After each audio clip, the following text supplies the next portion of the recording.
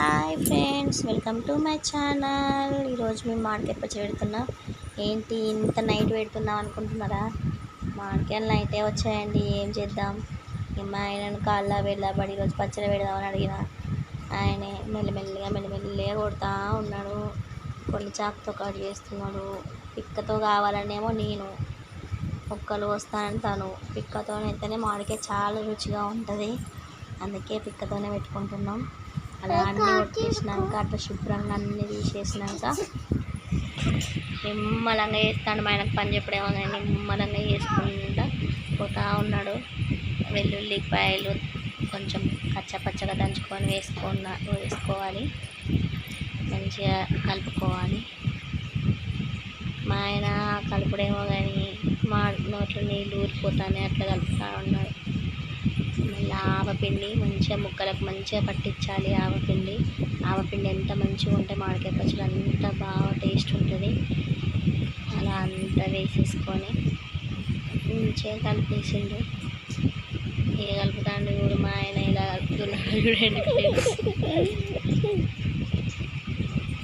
ఇక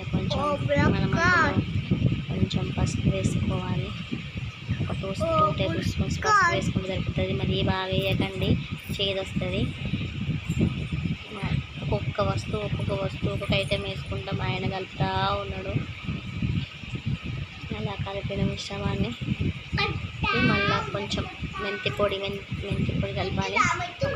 ఒక 1 table spoon సరిపోతుంది మెంతి పొడి, 1 టీ స్పూన్ అలా కలిపేసుకొని లాస్ట్ కట్టమండి. అన్నేసుడు అంటదట. ఉప్పు వేసుకోవాలి. లాస్ట్కి వేస్తాను. మొత్తం వేసేసుకొని కలిపేసుకోవాలి. కలుపుతాడు మా ఆయన. ఏం కలుపుతాడండి మొత్తం ముక్కలు. అమ్మో నన్ను చంపెత్తరా ఏందా అన్నట్టుగా కలుపుతాడు. ఆ ముక్కలు అలా భయపడ్డట్టు కలిపిస్తాడు. కలిపేసాడు.